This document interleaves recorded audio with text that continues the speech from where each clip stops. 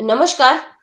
Kamdhenu university આયોજિત online પ્રશિક્ષણ કાર્યક્રમમાં 48મું લેક્ચર છે. આજે આ 48મા સત્રમાં આપ સૌનું હાર્દિક સ્વાગત છે. આજે આપણી સાથે નિષ્ણાત વક્તા તરીકે વેટરનરી કોલેજ જુનાગઢથી ડોક્ટર સાવરકર સાહેબ જોડાયા છે. સાહેબ, આપનું પણ ખૂબ ખૂબ સ્વાગત છે આજના લેક્ચરમાં. જો સાહેબનો ધન્યવાદ. ટૂંકમાં પરિચય નમસ્કાર. જો હું સાહેબનો ટૂંકમાં પરિચય આપું તો સાહેબ કામધેનુ યુનિવર્સિટીની વેટરનરી કોલેજ જુનાગઢ ખાતે સહપ્રાધ્યાપક તરીકે ફરજ બજાવી રહ્યા છે અને તેઓ વિસ્તરણ શિક્ષણ વિષયના નિષ્ણાંત છે. સાહેબ, આજે આપણા પશુપાલકો સાથે આજે શિયાળાની ઋતુને ધ્યાનમાં રાખી શિયાળાની ઋતુમાં પશુઓની કેવી કાળજી લેવી જોઈએ એ વિષય પર આપણા પશુપાલકો સાથે ચર્ચા કરવાના છે. તો હું સાહેબને વિનંતી કરું કે તેઓ આ વિષય પર પોતાની વાત રજૂ કરે. સાવરકર સર. ઓકે, ધન્યવાદ શ્રદ્ધાબેન.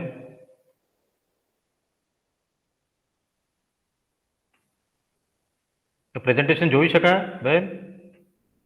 Yes sir. Yes sir. Okay, thank you શ્રદ્ધાબેન વેકરિયા. વિસ્તરણ શિક્ષણ નિયામક શ્રીની કચેરી કામધેનુ વિશ્વવિદ્યાલય દ્વારા આયોજિત ઓનલાઈન પ્રશિક્ષણ કાર્યક્રમમાં ઉપસ્થિત વિશ્વવિદ્યાલયના કુલપતિ મહોદય ડૉક્ટર NH કેલાવાલા સાહેબ, પશુ ચિકિત્સા વિસ્તરણ માં નિષ્ણાંત વિસ્તરણ શિક્ષક નિયામક શ્રી ડૉક્ટર MN બ્રહ્મભટ્ટ સાહેબ, विश्वविद्यालयના सभी अधिकारीश्रीओ, विद्यार्थी मित्रों, खेडूत भाइयों, किसान भाइयों, राम राम, आदाब, जय श्री कृष्ण. હું ડૉક્ટર સુરેન્દ્ર સાવરકર, સહપ્રાધ્યાપક અને વડા તરીકે પશુ ચિકિત્સા અને પશુપાલન વિસ્તરણ શિક્ષણ વિભાગ, પશુ ચિકિત્સા અને પશુપાલન મહાવિદ્યાલય, કામધેનુ વિશ્વવિદ્યાલય જુનાગઢમાં ફરજ બજાવું છું. આજ મને વિસ્તરણ શિક્ષક નિયામક શ્રીની કચેરી દ્વારા એક વક્તા તરીકે આમંત્રિત કર્યું છે. એના માટે હું વિશ્વવિદ્યાલયના આભારી છું. किसान भाइयों, ठंड के मौसम में पशुओं का जो प्रबंधन है, इस विषय पर आज मुझे कामधेनु विश्वविद्यालय द्वारा आज एक वक्ता तरीके बोलने का एक मौका दिया है. इसलिए मैं विश्वविद्यालय का, अधिकारीश्रियों का मैं आभार व्यक्त करता हूँ. किसान भाइयों, आपको पता है कि हम लोग कृषि के साथ साथ पशुपालन व्यवसाय करते हैं और इस व्यवसाय में जो अलग अलग मौसम होते हैं, ऋतु होते हैं, उसमें उनाड़ा, बरसात होती है. तो इस मौसम में हम लोग जिस तरीके से पशु की काळजी लेते हैं, उसका प्रबंधन करते हैं, व्यवस्थापन करते हैं, उसी तरीके से जो शीत क्षेत्र मौसम होता है, ठंडी का मौसम होता है, ठंड का मौसम होता है, इसमें पशुओं की देखभाल करना बहुत ही महत्वपूर्ण होता है. तो खेडूत भाइयों, तमे खबर है कि कृषि ने साथे तमे पशुपालन व्यवसाय में जोड़ायेला छे. आनी उनाळा, वरसाद जेटला महत्वपूर्ण ऋतु छे, एना साथे साथे शियाळा पण बहुत ही महत्वपूर्ण ऋतु छे. एमां तमे पशुनी योग्य काळजी राखो, योग्य प्रबंधन करो, तो तमे दूध उत्पादन में जो घटाडो छे आ पण रोकी शकाय. तो किसान भाइयों, आज हम जो ठंड के मौसम में जो पशुओं की जो काळजी है, प्रबंधन है, इस विषय पर हम लोग जब चर्चा करने वाले हैं. उसमें ठंड जो होती है, आपको पता है, ठंड के मौसम में हवा का जो तापमान है वो काफी थोड़ा कम हो जाता है. हवा ठंड होती है, ठंडी होती है, और जो तापमान है वो काफी कम हो जाता है। कभी कभी आपको पता है थोड़ी थोड़ी बारिश भी आती है, ओले भी गिरते हैं, और जमीन जो है वो जमीन काफी, उसमें नमी आ जाती है। जमीन का भी जो तापमान होता है वो भी काफी थोड़ा कम होने लगता है। और ये जो तीनों जो सारे अलग अलग जो फैक्टर्स है, ये ठंड के मौसम में पशुओं पे काफी असर करते हैं। तो खेडूत भाइयों, શિયાળાના जो मौसम છે એમાં હવા बहुत મહત્વપૂર્ણ છે। હવા ઠંડુ થઈ જાય શિયાળામાં, એનો તાપમાન પણ ઘટી જાય, આની જમીન जो છે એમાં નમી બની જાય। આ तीनों जो ભાગ છે આ શિયાળા મૌસમ સાથે જોડાયેલા છે। તમે પશુની યોગ્ય રીતે કાળજી લેવો તો તમે जो दूध उत्पादन છે, जो दूध उत्पादनના ઘટાડો છે, આ પણ તમે રોકી શકાય। किसान भाइयों, ठंड का पशु के शरीर पर जो प्रभाव होता है वो काफी प्रभाव दिखता है, क्योंकि हमने अभी जो चर्चा की है, हवा है, तापमान है, जमीन है। तो पशु का जो शरीर का जो तापमान होता है ये सामान्य तापमान 101 से 102 डिग्री फ़ारेनहाइट के बीच होता है। और जो ठंड के समय क्या होता है कि हवा में भी थोड़ी ठंडी ठंडी हवा होती है, तापमान कम हो जाता है, जमीन का भी जो तापमान होता है वो भी काफी कम हो जाता है। तो इस ऐसे मौसम में जो पशु होता है अपने शरीर का तापमान वो 1 से 102 डिग्री फ़ारेनहाइट बनाए रखने के लिए वो काफी धड़पड़ करता है, काफी उसकी जो क्रिया है, शारीरिक क्रिया है, वो काफी बनी रहती है। और ऐसे परिस्थिति में अगर हम लोग यदि उस पशु का अगर देखभाल नहीं करते हैं तो ये पशु के लिए काफी दिक्कतें खड़ी कर सकता है। तो ऐसे मौसम में जो ठंड का मौसम है इसमें क्या होता है कि अगर समझ लीजिए ठंड काफी हो रही है तो आपको दिखेगा कि पशु काफी खाना भी कम खा रहा है। कभी कभी तो खाना पशु खाने से इनकार भी कर देता है, आप उसके सामने लेके जाते हो खाना, लेकिन वो पशु खाना नहीं खाता है। और इसके कारण क्या होता है कि पशु में जो ऊर्जा होती है वो ऊर्जा काफी कम होती है, कम हो जाती है। और जैसे ऊर्जा कम होती, क्योंकि ऊर्जा तैयार करने के लिए पशु ज्यादा खाना खाना चाहता है, लेकिन हम लोग पशु को खाना देते नहीं है, इसके कारण पशु क्या होता है, कमजोर हो जाता है। और अगर दूध देने वाला जानवर है तो दूध उत्पादन भी उस पशु का काफी कम हो जाता है। अब अगर आप देखोगे ठंड के मौसम में अगर हम उस पशु का योग्य प्रबंधन नहीं करते हैं, व्यवस्थापन नहीं करते हैं, तो क्या होगा कि उस पशु की रोग प्रतिकारक क्षमता है वो काफी कम होती जाएगी। और इस मौसम में अगर आप पशु की देखभाल नहीं करते, उसको काफी ठंड लग जाए तो पशु में कभी कभी बुखार भी दिखाई देता है।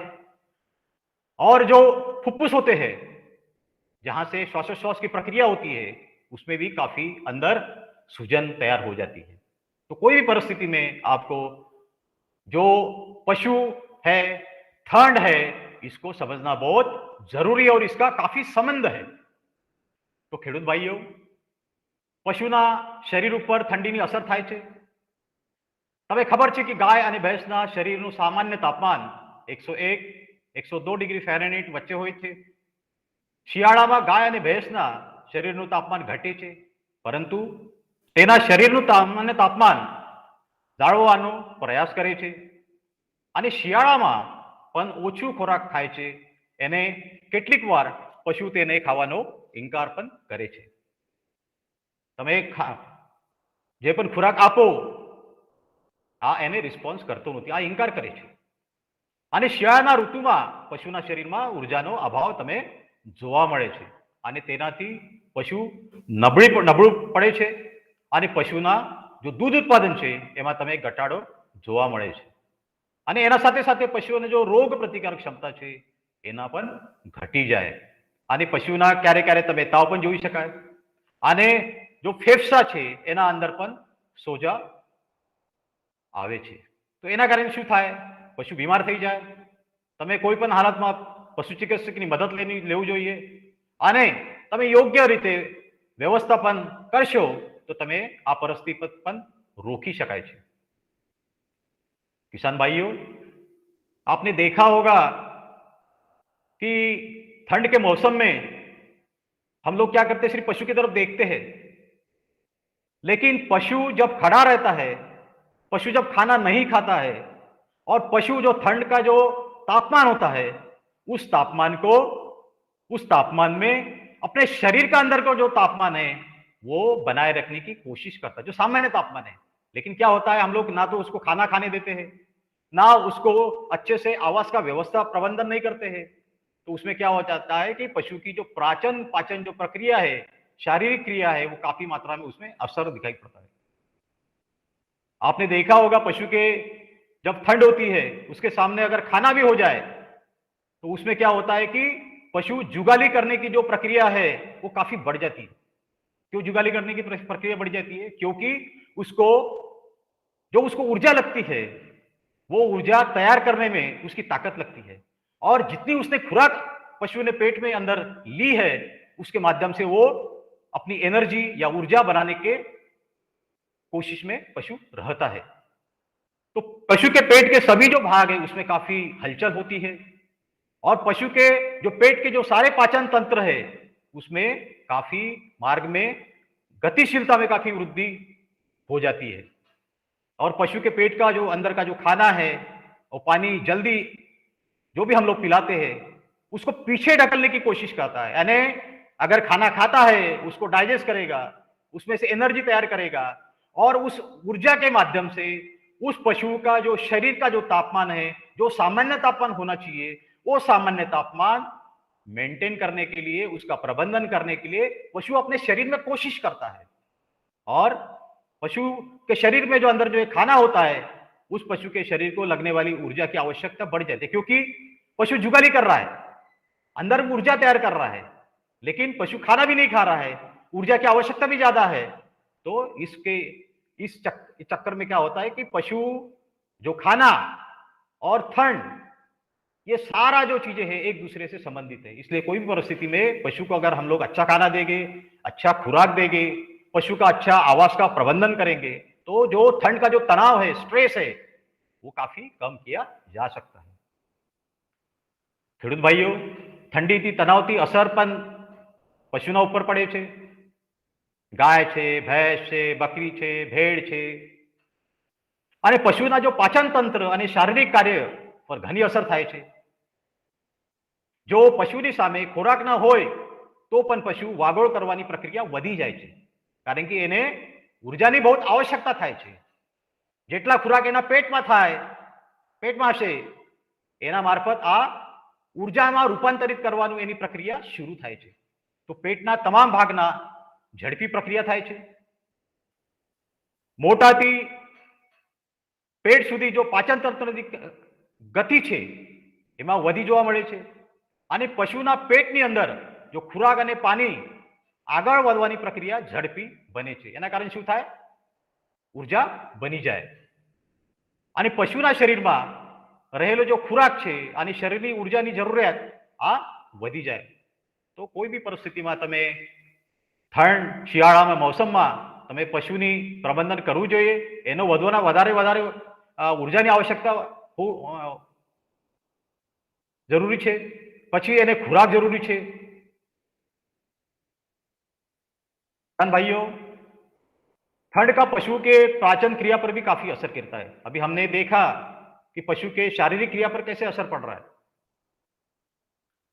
तो पशु के पाचन जो क्रिया होती है उसमें क्या होता है कि ठंड के कारण पशु गर्मी बढ़ाने के लिए काफी सूखा चारा खाना पसंद करता है, क्योंकि अगर हरा चारा ज्यादा खाता है तो उसका पेट फूल जाएगा। और ऊर्जा बढ़ाने के लिए जो पाचन तंत्र के सारे भाग जो है वो तेजी से कार्य करने लगते हैं, और इस समय पशु को अधिक ऊर्जा की आवश्यकता होती है, क्योंकि उसको ऊर्जा अंदर के अंदर तैयार करने की जरूरत होती है।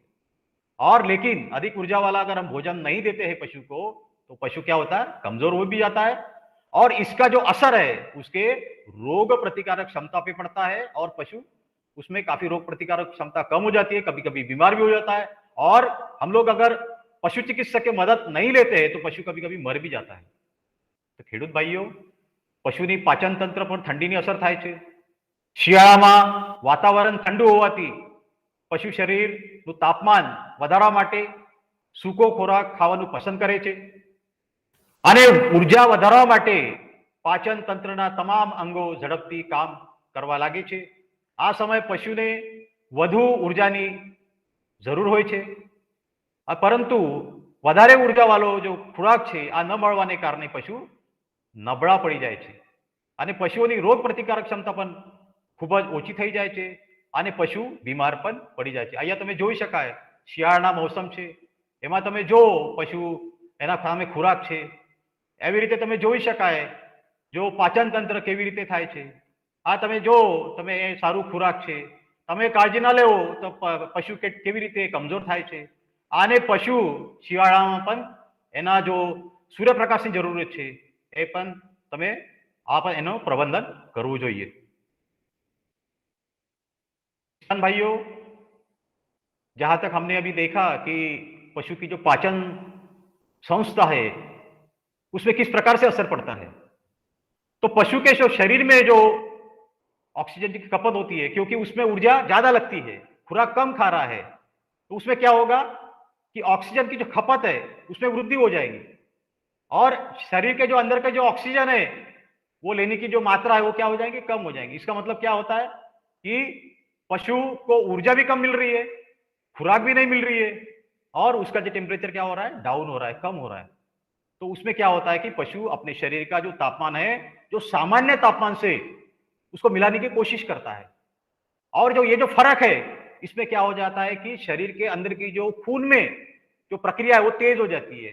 जो हृदय होता है पशु के शरीर में, वहां से जो खून निकलता है उसका प्रवाह सारे शरीर में काफी तेज हो जाता है और इसके लिए जो एड्रेनलिन जो हार्मोन होते हैं, पशु के शरीर में जो ऊर्जा ज्यादा लगती है तो उसके लिए जो ग्लूकोज पशु के शरीर में खून में चले जाता है और इसमें क्या होता है कि पशु जो ठंड से काफी प्रभावित होता है तो अपने बचाव के लिए जो जो टेम्परेचर है उसको मेंटेन करने के लिए जो ग्रोथ हार्मोन उसको लगते हैं, शरीर के जो स्नायु होते हैं उसके जो सेल होते हैं, पशु कोशिकाएं होती है, उसको मेंटेन करने के लिए उसको एनर्जी की जरूरत होती है. तो इस सारे चक्कर में जो होते हैं कुछ जो हार्मोन्स होते हैं वो उसके बॉडी में निकलते हैं, कहाँ, खून में निकलते हैं और इस तरीके से क्या होता है कि शारीरिक जो है क्रिया उसमें काफी बदलाव अपने को देखने को मिलता है और इस जो बदलाव का जो प्रभाव होता है वो पशु के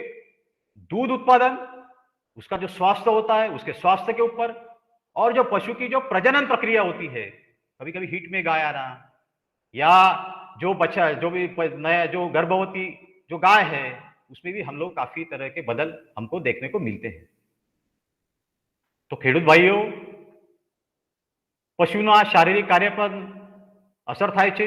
आ शियाळामां जो ठंड छे आ पशुना शरीरमा जो ऑक्सिजननी जरूरियात વધારે થાય છે શિયાળામાં અને પશુના શરીરની અંદર લેવાતા ઓક્સિજનની માત્રાઓ પણ ઘટાડા થાય છે અને હૃદયમાંથી શરીરના અન્ય ભાગોમાં લોહીનો જો પ્રભાવ છે આ ઝડપી થાય છે અને આનાથી જો લોહીના પ્રવાહમાં જો વધારે એડ્રેનાલિન હાર્મોન, લોહીના ગ્લુકોઝના સ્તરમાં વધારો, કોર્ટિસોલ હાર્મોન અને શરીરની જાળવણી માટે જરૂરી जो वृद्धि हार्मोन जरूरी છે આ પણ વધી જાય. એના કારણે શું થાય કે જો લોહી છે એમાં તમે બદલાવ જોવા મળે છે અને એના કારણે શું થાય, પશુના શરીરમાં જો લોહી છે એમાં હાર્મોન પણ રિલીઝ થઈ જાય અને એના કારણે જો દૂધ ઉત્પાદન થાય આ પણ એના ઘટાડો તમે જોવા મળે છે અને જો ઠંડના જો અસર છે, પ્રભાવ છે એના કારણે એનો સ્વાસ્થ્યના ઉપર પણ અસર જોવા મળે છે, प्रजनन पण असर જોવા મળે છે. भाइयों, पशु जब ठंड में खड़ा होता है, ठंड का काफी प्रभाव उसके शरीर पर पड़ता है तो उसमें वजन काफी कम हो जाता है पशु के शरीर का, अगर आप अच्छे से उसकी देखभाल नहीं करते हैं तो. कभी कभी क्या हो जाता है कि पशु के जो पेट का आकार है, आप देखते होंगे, यहां देखिए पेट का आकार भी काफी कम हो गया है, भैंस में भी काफी पेट का आकार कम हो गया है. तो ये सारी चीजें वहां पे अपने को देखने को मिलती है और पशु के पेट में सूखे चारे की जो पाचन शक्ति है वो भी काफी कम हो जाती है, क्योंकि हम लोग प्रोटीन युक्त आहार उसको नहीं दे पा रहे। और पशु के शरीर में जब ग्लूकोज बढ़ जाता है, क्योंकि अगर आप लोग अगर उसको ज्यादा खाना नहीं देंगे लेकिन अंदर का खाना जो है वो जा रहा है और उसका ब्लड सर्कुलेशन ज्यादा बढ़ रहा है, तो लोही में क्या हो जाएगा, ग्लूकोज बढ़ेगा और इंसुलिन की मात्रा क्या होगी, वो लिमिटेड है, मर्यादित है। तो ये सारे पशु के शरीर में जो लोही में या खून में जो बदलाव होते हैं उसके कारण काफी पशु के शरीर में आपको भौतिक बदल और शारीरिक क्रिया पर भी आपको असर देखने को मिलता है। इसमें आप देखोगे पशु के शरीर की त्वचा का तापमान देखोगे, कान का तापमान देखोगे हाथ लगाओगे तो, और पैर का सामान्य तापमान आपको थोड़ा कम देखने को मिलता है। जो भी सामान्य तापमान है 101 से 102 डिग्री फ़ारेनहीट, इससे भी आपको कम देखने को मिलता है। ખેડૂત ભાઈઓ, પશુના શરીરમાં થતા શારીરિક ફેરફારો અને શારીરિક કાર્યપણ પર અસર થાય છે। પશુના શરીરના વજનમાં પણ ઘટાડો થાય છે, પેટના કદમાં ઘટાડો થાય છે, સૂકા ચારાથી પશુ પેટમાં પાચન શક્તિ ઘટી જાય છે, પશુના શરીરમાં ગ્લુકોઝ વધારે હોવાને કારણે ઇન્સ્યુલિનની પ્રક્રિયા ઓછી થવા લાગે છે અને પશુના શરીરની જો ચામડી છે, કાન છે, પગ છે, એમાં તમે સામાન્ય તાપમાનનો ઘટાડો પણ જોવા તમે મળે છે। તો એમાં શું થાય, તમે યોગ્ય રીતે એનો ખોરાક આપો, આવાસ પ્રબંધન કરશો તો તમે जो पण घटाड़ो है दूध उत्पादन आ तमे अटकावी शकाय। किसान भाइयों, ये ठंड के मौसम में पशु का जब हम प्रबंधन करते हैं इसमें क्या महत्व की बातें हैं वो हमने देखना चाहिए। आइए हम देखते हैं कि पशु का उचित आवास प्रबंधन बहुत जरूरी है, उचित पोषण प्रबंधन बहुत जरूरी है, उचित स्वास्थ्य प्रबंधन बहुत जरूरी है। तो खेडूत भाइयों, શિયાળામાં તમે જ્યારે પશુની કાળજી લેવો એમાં યોગ્ય રહેઠાણ વ્યવસ્થા પણ જરૂરી છે, યોગ્ય પોષણ વ્યવસ્થા પણ જરૂરી છે, યોગ્ય આરોગ્ય વ્યવસ્થા પણ જરૂરી છે।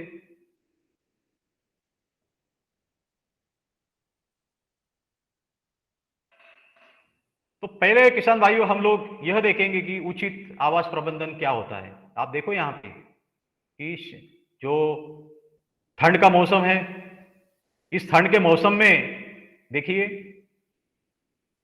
पशु किस तरीके से, आदमी तो यहाँ पर जो आग के सामने बैठे हुए हैं लेकिन पशु भी आग के सामने है देखिए।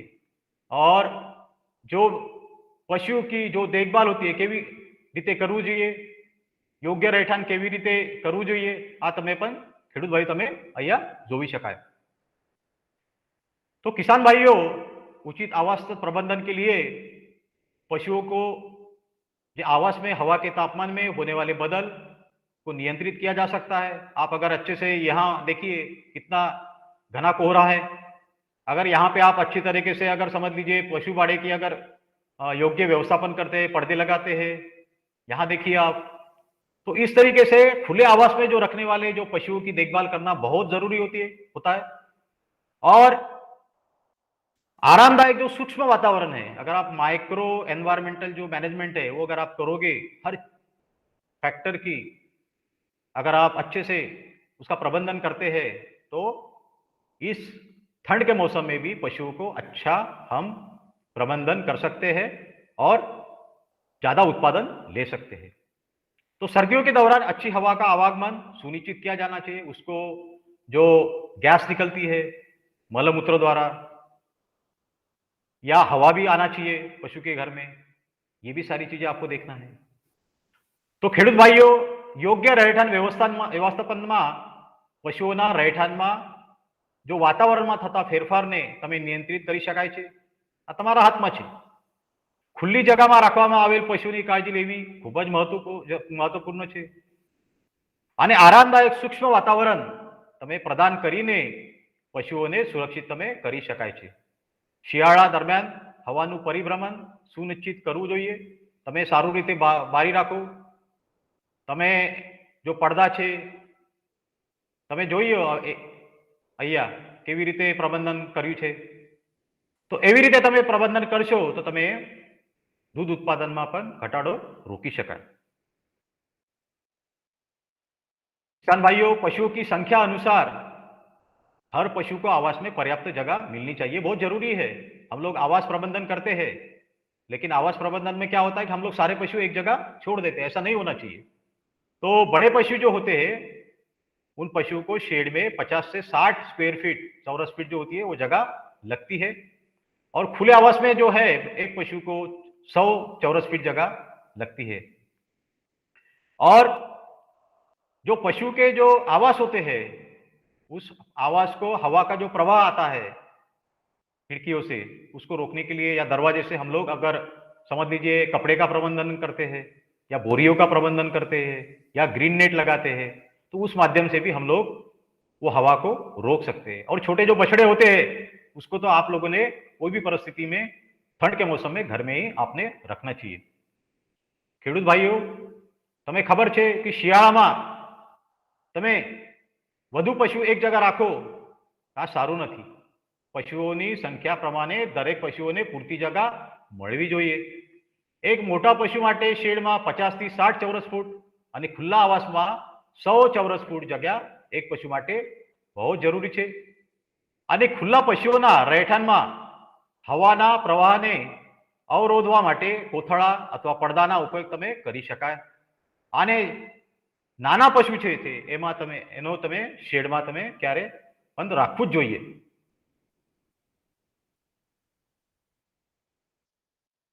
किसान भाइयों, जो पशु आवास होता है, जो उसका फर्श होता है, जो जमीन होती है, उसका भी ठंड के मौसम से काफी उसका रिश्ता है, संबंध है। हम लोगों ने ज्यादा देर तक जो पशु का जो फर्श होता है उसको ठंडा नहीं रखना चाहिए, उससे क्या हो जाएंगी, उसको सर्दी लग जाएगी। तो ये सारी चीजें रोकने के लिए जो पशु के छोटे बच्चे होते हैं वो निमोनिया से काफी ग्रस्त हो जाते हैं, उनको बुखार आ जाता है, कभी कभी कॉक्सिडियोसिस की बीमारी हो जाती है, डायरिया हो जाता है। और ऐसी गंभीर बीमारी जब हो जाती है, अगर हम लोग पशु चिकित्सक की मदद नहीं लेते हैं तो ये पशु मर भी जाते हैं। तो हम लोगों ने क्या करना चाहिए, देखिए यहाँ पे जो पशु के बेडिंग के लिए किस तरीके से अच्छे तरीके से, यहाँ देखिए कुछ अच्छा बेडिंग किया है, यहाँ पे स्वच्छ एनवायरमेंट है, देखिए। तो इस तरीके से हम लोग यदि समझ लीजिए उसका बेडिंग करते हैं तो बड़े पशु में 4 से 6 इंच की गहराई तक आप लोगों ने उपयुक्त बिस्तर और छोटे जानवरों के लिए 2 इंच पक्के कंक्रीट फर्श पर उपलब्ध कराया जाना चाहिए। और ठंडे फर्श के साथ पशु के सीधे संपर्क में आने से क्या होगा, पशु की गर्मी का नुकसान हो जाता है। वो नुकसान आप लोगों को क्या करना है, उसको रोकना है। तो ખેડૂત ભાઈઓ, પશુઓના આવાસ અને તેના ભોતળિયું લાંબા સમય સુધી ભીના અને ઠંડા ન રાખવો જોઈએ। ખાસ કરીને નાના પશુને વાછરડા છે, પાડા છે, એમાં ન્યુમોનિયા, તાવ, કોક્સિડિયોસિસ, ઝાડા અને ગંભીર બીમારી થઈ શકે છે અને તે પશુને મૃત્યુ પણ થઈ શકે છે। મોટા પશુઓ માટે 4 થી 6 ઇંચ અને નાના પશુઓ માટે 2 ઇંચની જાડાઈની યોગ્ય પથારી અને કોન્ક્રીટના ભોતળિયા પર આપવો જોઈએ, કારણ કે ઠંડા ભોતળિયા સાથે પશુના સીધા સંપર્કને કારણે પશુના શરીરનું તાપમાન ઓછી થઈ જાય છે। તો પશુના શરીરના તાપમાન ઓછી થઈ જાય છે તો શું થાય, પશુ કમજોર થઈ જાય। એના કારણે તમે કોઈ પણ પરિસ્થિતિમાં એનો પ્રબંધન કરવું જોઈએ અને સારું રીતે તમે ભોતળિયું તૈયાર કરે તો તમે પશુના સ્વાસ્થ્ય પણ સારું રીતે કરી શકાય। ખેડૂત भाइयों, किसान भाइयों, ठंड के दौरान आपने देखा होगा कि मिट्टी वाला जो फर्श होता है वो कभी काम नहीं करता है। लेकिन अगर मिट्टी में अंदर हम लोग चूना डालते हैं या उसमें समझ लीजिए पेड़ के सूखे पत्ते होते हैं, सूखा घास होता है, शाम होते समय अगर हम डालते हैं तो पशु के शरीर का जो तापमान है वो सामान्य रखने में क्या होता है, मदद मिलती है। यहाँ देखिए किस तरीके से एक पशु का जो जहाँ बैठते हैं पशु, ये सीमेंट कंक्रीट का फ्लोर है। यहाँ देखिए किस तरीके से पशु का बेडिंग तैयार किया गया है, यहाँ देखिए। तो इस तरीके से अगर आप हम लोग यदि उसकी काळजी लेते हैं, उसका व्यवस्थापन करते हैं, तो उसके लिए धान की भूसी होती है, सूखी घास होती है, गेहूं का भूसा होता है, अन्य कोई भूसा होता है, चावल की भूसी होती है, पेड़ों की सूखी पत्तियां होती है, आदि का हम लोग बिस्तर सामग्री के रूप में उसका उपयोग किया जा सकता है। और लेकिन क्या होता है कि जब हम बिस्तर तैयार करते हैं तो हमेशा क्या करना है, ये बिस्तर हमेशा बदलते रहना चाहिए, क्योंकि उसमें क्या हो जाता है कि कभी कभी इन्फेक्शन के भी चांसेस होते हैं। तो ये सारी चीजें हम लोगों को देखना भी जरूरी होती है। और ये जो है, ये यहाँ कपड़ा जो बांधा गया है, झूला बांधा गया है, इस तरीके से आप लोग तैयार करोगे तो क्या होगा, इससे भी पशु के शरीर में जो तापमान है वो काफी मेंटेन करने में काफी आपको मदद मिलेगी। पशु के शरीर के ऊपर जो होता है आप लोग कपड़ा भी डाल सकते हैं, बोरी डाल सकते हैं, वो भी आप लोग कर सकते हैं।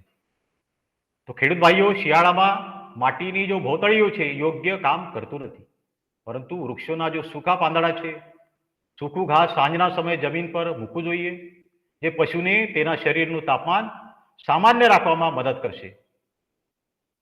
ડાંગરની ભૂકી છે, સૂકું ઘાસ છે, ઘઉં અને ચોખાનું પરાળ, અન્ય ભૂસું, ઝાડાના સૂકા પાન વગેરે તમે પશુ માટે પથારીની સામગ્રી તમે ઉપયોગ કરી શકે છે। અને પરંતુ આ પથરીની સામગ્રી તમે વારંવાર બદલતી જોઈએ। શું થાય, એમાં બેક્ટેરિયલ ઇન્ફેક્શન ન થાય। તો વધુ ઠંડા હવામાનમાં મોટા પશુઓના શરીરમાં તમે ગરમી જાળવી રાખવા માટે કોથળા અથવા પડદાના ઉપયોગ પણ કરી શકાય। અને પશુના જો શરીર છે એના ઢાંકવા માટે પણ તમે કાપડ છે, કોથળો છે, ગાબડો છે, આ પણ તમે વાપરી શકાય। એમાં શું થાય કે એનો જો ઉર્જા છે આ તમે બચાવી શકાય। આની जो ठंडीનો प्रभाव છે આ તમે પણ ઓછી કરી શકાય। किसान भाइयों, जो पशु का जो आवास होता है, क्योंकि वहां पे मलमूत्र गिरता है, तो उसकी भी जो बाहर निकलने की जो व्यवस्था है वो हम लोगों ने एक नाली के माध्यम से करना चाहिए। और जहां पर हम लोग पशु बांधते हैं उसके जगह में उतार भी होना चाहिए। देखिए यहाँ पे उतार है, इससे क्या हो जाएगा कि सारा मूत्र जो है यहाँ निकल जाएगा। और पशु के आवास में जो सूर्यकिरण आते हैं वो भी उसको आने देना चाहिए। उसके लिए क्या होता है कि चारों ओर जो छायादार पेड़ होते हैं उसको भी हम लोग थोड़े से काटना चाहिए, ताकि क्या हो जाएगा कि सूर्य की जो किरणें हैं वो पशु के आवास में आएगी। और जो पशु का जो आवास है वो क्या होगा, कीटाणु रहित रहेगा, उसमें कोई भी जीवाणु जीवित नहीं रहेगा। तो इसके लिए कोई भी परिस्थिति में ये भी हम लोगों ने करना बहुत जरूरी है।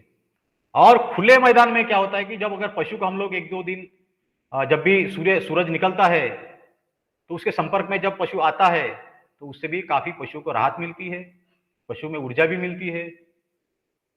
ખેડૂત ભાઈઓ, પશુના રહેઠાણમાં પેશાબ બહાર કાઢવા માટે તમે ગટર, આ જગા ગટર હોવું જોઈએ। જ્યાં જગા પશુ બાંધેલું હોય ત્યાં પાછળની જગ્યાએ જમીનમાં ઢાળ આપવો જોઈએ, જેથી પેશાબ બહાર નીકળી જાય। અને પશુઓના રહેઠાણની આસપાસના વૃક્ષોને સૂર્યના કિરણે અથવા જો સૂર્યપ્રકાશ અંદર આવવા દેવા માટે તમે કાપવું જોઈએ। અને સૂર્યના કિરણો ગરમી આપશે અને પશુઓના રહેઠાણને પણ જંતુમુક્ત કરશે। આ બહુ જરૂરી છે। આ તમે કરશો તો તમે સારું રીતે પશુના જો વ્યવસ્થાપન તમે કરી શકાય। અને જ્યારે ખુલ્લા मैदान છે પશુના દિવસ દરમિયાન તમે સૂર્યપ્રકાશમાં પણ રાખવું જોઈએ, આ પણ તમે કરી શકાય। किसान भाइयों, पशु को जो हम लोग ठंड के मौसम में बाहर कभी कभी छोड़ते हैं तो ज्यादा ठंड में आपने कोई भी परिस्थिति में 9 बजे से पहले नहीं छोड़ना चाहिए। उसको क्या हो सकती है, ठंड लग सकती है। या देखिए आप, सूरज निकल गया है, 8-9 बजे के बाद पशु को यहाँ छोड़ा गया है, और शाम को 5 बजे के बाद खुली हवा में पशु को नहीं रखना चाहिए, तभी भी सर्दी उसको पशु को लग सकती है। और शाम होने के पहले अगर पशु को आप घर में बांधते हैं तो काफी अच्छा होता है। और ये देखिए यहाँ पे अगर पशु बाड़े के पास अगर समझ आप लोग आग जलाते हैं थोड़ा, यहाँ देखिए पशु स्वयं ही आग के पास आ रहा है, जबकि आग के पास इंसान बैठते हैं, आदमी बैठते हैं, लेकिन यहाँ देखो पशु भी आके, इसका मतलब क्या हो रहा है, उसको भी गर्मी की आवश्यकता है, सूर्य प्रकाश की आवश्यकता है या अग्नि की आवश्यकता है। ये सारी चीजें इसमें देखी जाती है। तो इसमें क्या होता है कि पशु अपने शरीर का जो तापमान है वो बनाए रखने की क्या कर रहा है, कोशिश कर रहा है। तो ખેડૂત ભાઈઓ, ભારે ઠંડીમાં સવારે 9 વાગે પહેલા પશુને વહેલી સવારે બહાર ન છોડવું જોઈએ, અને સાંજમાં 5 વાગ્યા પછી પશુને બહાર ખુલ્લી હવામાં ન રાખવા જોઈએ। પશુને સાંજ થતા પહેલા ઘરમાં બાંધી દેવા જોઈએ। જો ખૂબ જ ઠંડી હોય તો પશુઓના ઘરની નજીક થોડી આગ પ્રગટાવવી જોઈએ અને બારીઓ થોડી ખુલ્લી રાખવી જોઈએ, પરંતુ આગ ઉપર તમે ધ્યાન રાખવો બહુ જરૂરી છે। અને પશુનો જો રહેઠાણ છે એનું તાપમાન જાળવી રાખવું જોઈએ। અને જો જે પણ પશુ ઘર છે, પશુ છે, તમે પશુનું જો તાપમાન કોઈ પણ પરિસ્થિતિમાં વ્યવસ્થાપન કરવું જોઈએ અને પ્રબંધન કરવું જોઈએ। ખેડૂત भाइयों, पशुओं को जो नियमित रूप से जो साफ कपड़े होते हैं, हम लोग साफ सफाई उसकी पशु की करते हैं, पशु को उसका जो शरीर होता है, तो साफ कपड़े से अगर ब्रश से हम लोग साफ करते हैं वो काफी अच्छा होता है।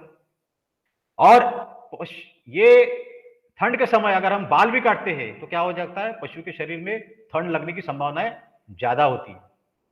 उसको पशु को अपन लोगों ने नहलाना नहीं चाहिए। अगर नहलाना भी आपको पशु को, तो दूसरे या तीसरे दिन आप उसको नहला सकते हैं, लेकिन रोज उसको नहलाना नहीं चाहिए।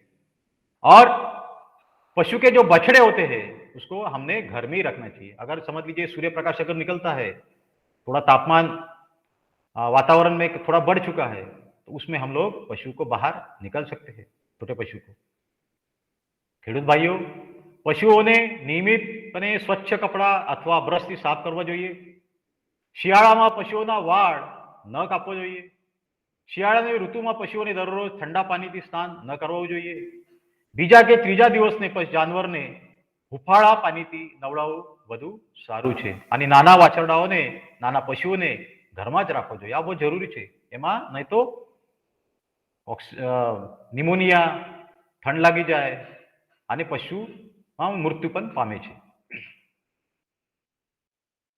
किसान भाइयों, दूसरा जो प्रबंधन है जिसमें उचित पोषण प्रबंधन, ખેડૂત ભાઈઓ બીજું जो છે वो योग्य पोषण व्यवस्थापन તમે કરશો તો તમે શિયાળામાં પશુની કાળજી સારું તરીકે से લેવી શકાય। किसान भाइयों, ठंड के तापमान में निपटने के लिए बड़े जो पशु होते हैं वो क्या होते हैं कि गर्मी को उत्पादन तैयार करते हैं, पशु के शरीर में ऊर्जा तैयार करते हैं। और इसमें क्या होता है, ऊर्जा तैयार करने के लिए उनको खुराक नहीं मिलती है, लेकिन ठंड से बचने के लिए ब्लड क्या होता है, जो खून होता है वो काफी तेज हो जाता है, हृदय गति काफी तेज हो जाती है, श्वसन प्रक्रिया काफी तेज हो जाती है। और उसके लिए ये सारी चीजें होने के लिए उसको ऊर्जा की आवश्यकता होती है। और इसके लिए कोई भी परिस्थिति में हमें उसको अच्छी खुराक देना चाहिए। ખેડૂત ભાઈઓ, ઠંડા તાપમાનનો સામનો કરવા માટે મોટા પશુઓ શિયાળા દરમિયાન શરીરની ગરમીના ઉત્પાદનમાં વધારો થાય છે અને પશુની જો ગરમી ઉત્પન્ન કરવા માટે તેમના હૃદયના ધબકારા અને શ્વસનમાં વધારો કરે છે, તેમજ ઠંડીથી બચાવવા માટે રક્ત પ્રવાહમાં પણ વધારો કરે છે। અત્યંત નીચા તાપમાનને પશુને તેના શરીરનું તાપમાન અને ઉત્પાદનને જાળવી રાખવા માટે વધુ માત્રામાં ખોરાકની જરૂર પડે છે। તમે યોગ્ય રીતે તમે પ્રોટીનયુક્ત ખોરાક આપો, સૂકા ચારા તમે આપો તો શું થઈ જાય, એમાં ઉર્જા સારું રીતે તૈયાર થઈ જાય અને જે પણ નુકસાન થવાનું છે આ શિયાળામાં આ પણ તમે અટકાવી શકાય। तो किसान भाइयों, ठंड के मौसम में आपको क्या करना है कि अच्छा जो पौष्टिक आहार होता है, प्रोटीन युक्त संतुलित आहार होता है वो आपने देना चाहिए। और इसमें क्या होता है कि ज्यादा से ज्यादा चारा की आवश्यकता होती है और इसमें सूखे चारे की सबसे ज्यादा आवश्यकता होती है, क्योंकि हरा चारा अगर हम देंगे तो उसमें क्या हो जाएगा, पेट फूल जाएगा। तो ખેડૂત ભાઈઓ શું થાય કે શિયાળામાં પશુઓના સારો પૌષ્ટિક અને પ્રોટીન યુક્ત સંતુલિત આહાર તમે આપવું જોઈએ અને આ માટે ઠંડીની ઋતુમાં પશુઓને વધુ ખોરાકની જરૂર પડે છે અને પશુમાં આહારમાં સૂકો ચારો તમે વધુ આપવો જોઈએ। એમાંથી શું થાય, અફરા ન તૈયાર થઈ શકે છે। किसान भाइयों, जब हम संतुलित आहार की बात करते हैं, क्योंकि अगर ठंड के मौसम में अगर आप संतुलित आहार देंगे तो क्या हो जाएगा कि पशु का जो आहार है जब पेट के अंदर जाएगा तो ऑटोमेटिक क्या हो जाएगी, ऊर्जा तैयार हो जाएगी। ऊर्जा तैयार होने से क्या होगी कि पशु को जो सामान्य तापमान उसको व्यवस्थापन करना है वो व्यवस्थापन वो पशु आराम से तैयार कर सकेगा। तो इसमें सामान्य संतुलित अगर आहार हम लोगों को तैयार करना है 100 केजी 100 किलोग्राम, तो कैसे कर सकते हैं। अनाज हम लोग ले सकते हैं 40% या 40%। ऑयल केक हम लोग ले सकते हैं 32%। और चोकर भी हम लोग इसमें मिला सकते हैं 25%। और खनिज मिश्रण उसमें डाल सकते हम लोग, मिनरल मिक्सचर बोलते हैं, वो भी हम लोग ले सकते हैं। नमक होती है, नमक की मात्रा बहुत जरूरी है क्योंकि उसमें क्या होता है कि रोग प्रतिकारक क्षमता काफी बढ़ जाती है, मिनरल मिक्सचर से उससे काफी बढ़ जाती है। तो इसमें कोई भी परिस्थिति में आपको शामिल करना बहुत जरूरी होता है। तो ખેડૂત ભાઈઓ, સંતુલિત આહાર મિશ્રણમાં તમે 100 કિલોગ્રામ તમે ખોરાક બનાવવાની છે, તો એમાં અનાજના જો દાના છે એમાં 40% તમે લેવી શકાય, ખોળ છે આ જે 32% તમે લેવી શકાય, ભૂસું છે એનો 25% તમે લેવી શકાય, ખનિજ મિશ્રણ જો છે 2% અને મીઠું 1% તમે સમાવવા જોઈએ। એના મારફત તમે સંતુલિત આહાર તૈયાર કરી શકાય।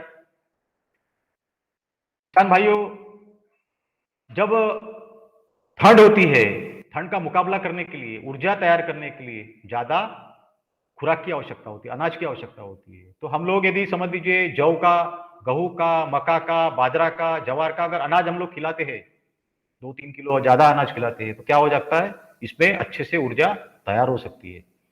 और जो खल होती है, ऑयल केक होती है, उसमें सरसों की खली होती है, कपास की खली होती है, मूंगफली की खली होती है, सोयाबीन की खली होती है, ये भी हम लोग इसमें दे सकते हैं। तो इस तरीके से अगर हम लोग एक अच्छा संतुलित और पौष्टिक अगर आहार हम लोग यदि समझ लीजिए पशु को देंगे, तो क्या हो जाएगा कि काफी अच्छा हम लोगों को दूध उत्पादन मिलेगा। पशु को भी हम लोग क्या करेंगे, उसका व्यवस्थापन ठंड के समय कर पाएंगे। और अतिरिक्त राशन हम लोग देते, अगर समझ लीजिए पेड़ों की सूखी पत्तियां है वो भी हम लोग उसमें दे सकते हैं, भूसा होता है वो भी हम लोग दे सकते हैं, और दाना होता है वो दाना हम लोगों ने क्या करना है, कम से कम 8 से 10 घंटे उसको भिगो के रखना चाहिए। एकदम ठंडा दाना जो होता है हम लोगों ने नहीं देना चाहिए, ठंडा पानी उसको नहीं देना चाहिए, उसमें थोड़ा सा मामूली सा हल्का सा तुमने गर्म पानी तुम्हें हम लोग उसको डाल सकते हैं। और क्या होता है कि हम लोगों ने वो ठंड जो होती है, जो लगने वाली वो ठंड होती है, वो उसको हम लोग कम कर सकते हैं। तो इस तरीके से हम लोग उसको व्यवस्थापन उसको करना बहुत जरूरी है। ખેડૂત ભાઈઓ, ઠંડના શિયાળામાં દૂધના ઉત્પાદનના તણાવનો સામનો કરવા માટે જવ, ઘઉં, મકાઈ, બાજરી, જુવાર જેવા અનાજને તમે ખવડાવવા જોઈએ। મસ્ટર્ડ ખોળ છે, કપાસિયાની ખોળ છે, મગફળીની ખોળ છે અને સોયાબીનની ખોળ છે, જેવા તમે વિવિધ પ્રકારના ખોળ તમે આપી શકાય। અને ઝાડના જો પાંદડા છે વધારાના ખોરાક તરીકે તમે પણ આપી શકાય। અને ખોળની સાથે પણ તમે ભૂસું પણ આપી શકાય। અને ખોળને તમે 8 થી 10 કલાક તમે પલાળી રાખવું જોઈએ। અને જો ઠંડુ ખોળ છે અને ઘાસચાર ઠંડુ છે આ તમે ન આપવું જોઈએ। તો આ પણ તમે કાળજી લેવું જોઈએ। किसान भाइयों, हम लोग जब संतुलित आहार की जब बात करते हैं तो उसमें सबसे महत्वपूर्ण बात है कि खनिज मिश्रण जो होता है, जिसको हम लोग मिनरल मिक्सचर कहते हैं। देखिए, ये मिनरल मिक्सचर इतना महत्वपूर्ण होता है कि इससे रोग प्रतिकारक क्षमता बढ़ती है पशु की। तो कोई भी परिस्थिति में हम लोग यदि मिनरल मिक्सचर रोजाना पशु को 20 से 30 ग्राम देते हैं, लेकिन उसको अगर समझ लो 50 ग्राम तक अगर हम लोग देते हैं, तो उस पशु में काफी अच्छी तरीके से रोग प्रतिकारक क्षमता हम लोग तैयार कर सकते हैं। और सर्दियों में जो पशु को स्वच्छ, ताजा और जो गुनगुना जो पानी होता है वो भी हम लोगों ने उसको देना चाहिए, ठंडा पानी उसको नहीं पिलाना चाहिए। तो इस तरीके से हम लोग यदि बड़े प्यार से अगर पशु की देखभाल करेंगे तो ठंड के मौसम में भी हम लोग दूध उत्पादन भी हम लोग उसका अच्छे से प्रबंधन कर सकते हैं। और ખેડૂત ભાઈઓ, જાનવરની ઠંડી દરમિયાન, શિયાળા દરમિયાન તમે 2% ખનિજ મિશ્રણ અને 1% તમે મીઠાનું સંતુલિત આહારમાં સમાવેશ કરવાનું ભૂલવું જોઈએ નહીં। ખનિજ મિશ્રણની મદદથી શું થાય, એમાં રોગ પ્રતિકારક શક્તિ વધી જાય। અને શિયાળામાં તમે કોઈ પણ પરિસ્થિતિમાં પશુઓને ચોખ્ખું, તાજું, હુંફાળું પાણી તમે આપવું જ જોઈએ। તો એમાં શું થાય કે એમાં પશુને ઠંડ ન લાગે। તો એવી રીતે તમે પ્રબંધન કરશો તો શું થાય कि जे पण दूध उत्पादन में घटाडो थाय ए पण तमे अटकावी शकाय।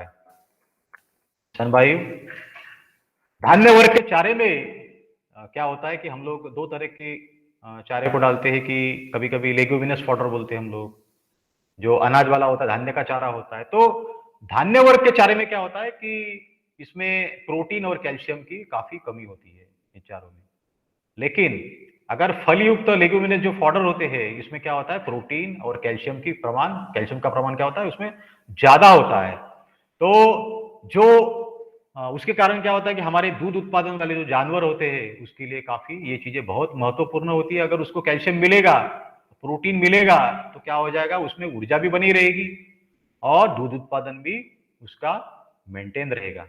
तो क्या करना चाहिए, हरा चारा जो हम लोग उसको देते हैं, तो हरा चारा उसको सीधा नहीं देना चाहिए, उसको क्या करना चाहिए, इस तरीके से उसको काट के रखना चाहिए, उसको काट के रखना चाहिए और उसको दूसरे दिन उसको दे सकते हैं हम लोग, ताकि क्या हो जाएगा, उसमें थोड़ा सूख जाएगा। तो उसके साथ साथ भी हरे चारे में आप लोग यदि सूखा चारा यदि मिलाते हैं तो उसमें हम लोग काफी अच्छी तरीके से हम लोग ये चारे का प्रबंधन हम लोग कर सकते हैं। और सूखा घास है, ज्वार की पत्तियां है, समझ लीजिए सूखी आपको मिल रही है, वो भी हम लोग उसके साथ साथ दे सकते हैं। और जो गाभिन पशु होता है, उसको भी अगर हम लोग अतिरिक्त अगर कैल्शियम देते हैं तो वो उसके लिए काफी अच्छा होता है। जो उसकी जो गर्भावस्था है वो भी गर्भ काफी अच्छी तरीके से तैयार होता है। तो ખેડૂત ભાઈઓ, અનાજમાં પ્રોટીન અને કેલ્શિયમની ઉણપ હોય છે અને કઠોળ વર્ગના જો ચારામાં પ્રોટીન અને કેલ્શિયમના વધુ પ્રમાણમાં હોય છે। બરસીમ જો લીલા ચારામાં ઉચ્ચ પ્રોટીન ટકાવારી અને પાણીના પ્રમાણમાં કારણે પશુઓની વૃદ્ધિ અને દૂધ ઉત્પાદન માટે સારો છે। તમે કોઈ પણ પરિસ્થિતિમાં બરસીમ જો છે એનો તમે ઉત્પાદન તમારા ખેતરમાં તમે લેવી શકાય, આ દૂધ ઉત્પાદન માટે સારું છે। તમે શું કાળજી લેવાનું છે, લીલો જો ચારો છે એક દિવસ પહેલા તમે કોઈ પણ પરિસ્થિતિમાં કાપી રાખવો જોઈએ। અને શિયાળામાં લીલો ચારો અને સૂકા ચારો એક સાથ ભેગા કરીને તમે ખવડાવવો જોઈએ। અને સૂકું ઘાસ છે, જુવારનું સૂકા પાન છે, આ તમે પણ પશુઓને પણ આપી શકાય। ગાભણ પશુઓ છે એના પણ તમે કાળજી લેવી જોઈએ, એના પણ કેલ્શિયમ છે માર્કેટમાં તમે મળે છે, આ પણ તમે આપી શકાય। એમાં શું થાય કે જો ગર્ભ છે, નાનું બચ્ચા જો તૈયાર થવાનું છે એમાં પણ સારી રીતે તમે વૃદ્ધિ જોવી શકાય। તો આ તમે કાળજી લેવું જોઈએ।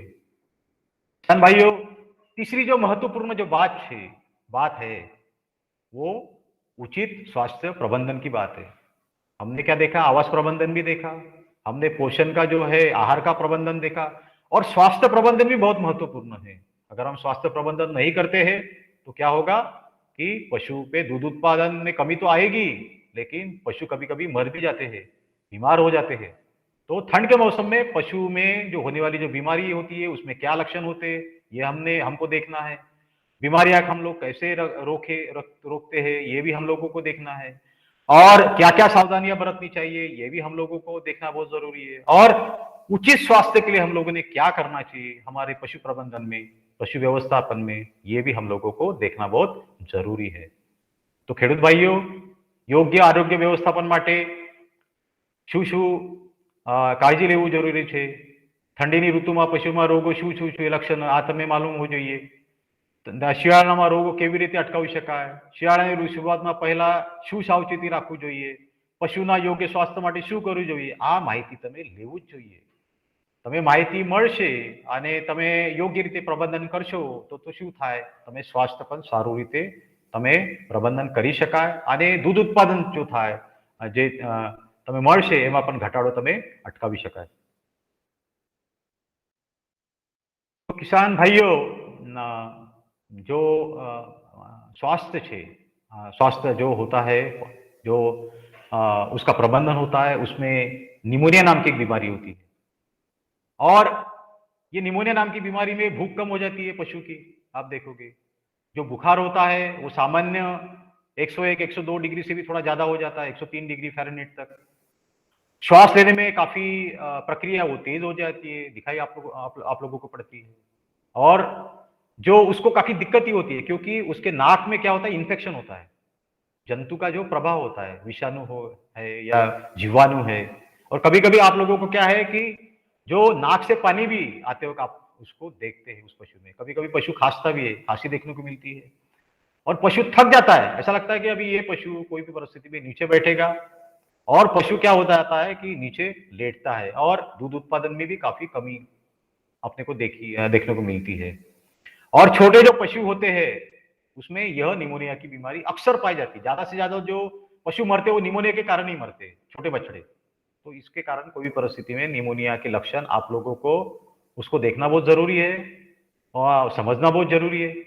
ખેડૂત ભાઈઓ, આ નિમોનિયાની જો બીમારી છે આ શિયાળામાં થાય છે અને એનો જો લક્ષણ છે પશુઓમાં ભૂખ ન લાગવી, એનો જો તાવ છે એનો વધી જાય 103 ડિગ્રી ફેરનહીટ સુધી, શ્વાસ ઝડપી થવા લાગે છે, એમાં બીમાર પશુને શ્વાસ લેવામાં તકલીફ પણ થાય છે અને વહેતું નાક લાગે છે, એમાં ક્યારે ક્યારે પણ ખાંસી પણ તમે જોઈ શકાય અને પશુના જો થાક છે આ પણ થાક લાગે છે, પશુના જો ઉત્પાદન છે આ ઉત્પાદન ઓછી થઈ જાય, ઘટાડો થઈ જાય. આ રોગ છે નિમોનિયાનો રોગ, આ મોટા ભાગે નાના પશુઓમાં તમે જોવા મળે છે. તમે પશુ ચિકિત્સકની મદદ તમે લેશો નથી ત્યારે આ પશુ પણ મૃત્યુ પણ પામે છે. તો ક્યારે પણ સમયે જ્યારે તમે નિમોનિયાની લક્ષણ તમે જોવા મળે કોઈ પણ પરિસ્થિતિમાં તમે પशु चिकित्सक की मदद लेવું જોઈએ. किसान भाइयों, निमोनिया कैसे होता है ये भी हम लोगों को देखना बहुत जरूरी है. जीवाणु तथा विषाणु हवा द्वारा आने के सभी मार्ग उसको बंद करना, चाहे अगर समझे खिड़कियां है. दूसरी बात क्या है कि पशु का जो आवास है वो तापमान कोई भी परिस्थिति में आप लोगों ने नियंत्रित करना बहुत जरूरी होता है. उसकी रोग प्रतिकार शक्ति बढ़ाने के लिए आपको कोई मिनरल मिक्सचर है, पानी में नमक डालना है, ये सारी चीजें करना जरूरी है. संतुलित आहार उसको देना जरूरी है और पशु चिकित्सक की सही समय पर मदद लेना बहुत जरूरी होता है. ખેડૂત ભાઈઓ, નિમોનિયા કેવી રીતે અટકાવવું જોઈએ? હવાને કારણે આવતા જીવાણુ અને વિષાણુના તમામ માર્ગો તમે બંધ કરવું જરૂરી છે. જે ખિડકી છે, બારી છે, આ તમે બંધ કરવું જોઈએ અને પશુને ઠંડી હવાથી સુરક્ષિત રાખવું જોઈએ. તમે એનો જો આવાસનું જો તાપમાન છે આ તમે મેન્ટેન કરવું જરૂરી, એનું સારું રીતે પ્રબંધન કરવું જોઈએ અને એનો રોગ પ્રતિકારક ક્ષમતા વધારે માટે તમે કોઈ પણ પરિસ્થિતિ મિનરલ મિક્સચર છે, સંતુલિત આહાર છે, મીઠું છે, આ તમે પશુને આપવું જોઈએ. અને જ્યારે તમે જો નિમોનિયાની લક્ષણ તો ત્યારે તમે પશુ ચિકિત્સકની મદદ લેવું જોઈએ, સારું રીતે એને સારવાર કરવું જોઈએ. दूसरी जो बीमारी होती है ये अफरा की बीमारी होती है ठंड के समय, और इसमें पेट ज्यादा फूल जाता है. देखिए पेट यहाँ कैसे फूल चुका है. और पशु क्या होता है कि खाना भी इसमें कम खाता है और इसमें क्या होता है कि पशु को श्वास लेने में काफी दिक्कतें होती है. और जो होता है कि आप देखो पशु कैसे कमजोर हो गया है इसमें. ખેડૂત ભાઈ તમે જો અહીંયા એન આફરા ચડવો આ બીમારીમાં પેટનું ખૂબ જ ફૂલવું જોવા તમે મળે છે. અહીંયા પશુ દ્વારા ઓછો ખોરાક તમે લેવો જોવા મળે છે અને કેટલીક વાર પશુને શ્વાસ લેવામાં પણ તકલીફ થાય છે. અહીંયા તમે જોઈ શકાય, એમાં તમે જો પશુ કેવી રીતે કમજોર થાય છે તો આ પણ લક્ષણ તમે જોઈ શકાય. भाइयों, अफरा को कैसे रोकें और उसको कैसे नियंत्रित किया जाए इस पर भी चर्चा होनी बहुत जरूरी है. तो क्या होना चाहिए कि जब भी हम लोग पशु को हरा चारा देते हैं तो पशु को नया जो खेती से निकला हुआ चारा है वो नहीं देना चाहिए, ताज़ा चारा नहीं देना चाहिए. चारा एक दिन पहले हम लोगों ने काट के रखना चाहिए. पशु चिकित्सक की मदद जो होती है वो हम लोगों ने लेना चाहिए. और क्या होना चाहिए कि जो समझ लीजिए पशु में काफी गैस भरी हुई है और जो फुफ्फुस होता है, हृदय होता है, तो क्या होता है कि उसके ऊपर प्रेशर आ जाता है. तो कभी कभी अगर समझ लीजिए आपके पास अगर बड़ी सुई है या समझ लीजिए ट्रोकर एंड कैनुला होता है, इसके माध्यम से भी पेट को जो डाबी बाजू होती है उस पर भी हम छेद करके वहां से गैस हम लोग निकाल सकते हैं. और कभी कभी लकड़ी होती है, आप लोग मुंह में लकड़ी रख के एक वहां से भी उसको क्या कर सकते हैं हम लोग गैस निकाल सकते हैं. तो उसमें क्या हो जाएगा, उसको पशु को राहत मिलेगी.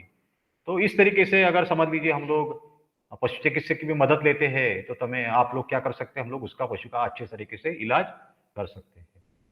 તો ખેડૂત ભાઈઓ, આફરાને કેવી રીતે રોકવું જોઈએ, નિયંત્રિત કરવું જોઈએ આ પણ તમે સમજવું જોઈએ. નવો અને તાજો જો લીલો ચારો છે પશુને સીધે આપવો જોઈએ નહીં. તાજો અને લીલો ચારો એક દિવસ પહેલા તમે કાપી રાખવો જોઈએ અને પશુ ચિકિત્સક મદદથી યોગ્ય સમયે સારવાર કરવી જોઈએ અને પશુના મોઢામાંથી અને તેટલો ગેસ કાઢવાનો તમે પ્રયત્ન કરવો જોઈએ.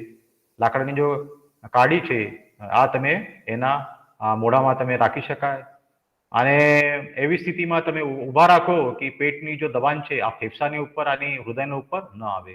આ તમે પણ એવી રીતે તમે વ્યવસ્થાપન કરી શકાય. અને જો પેટ ફૂલી રહ્યું છે આ પેટમાં તમે ઇન્ફેક્શન ઇન્જેક્શનથી મોટી સુઈ જો છે ટ્રોકર એન્ડ કેન્યુલા છે તમે મળી જાય માર્કેટમાં.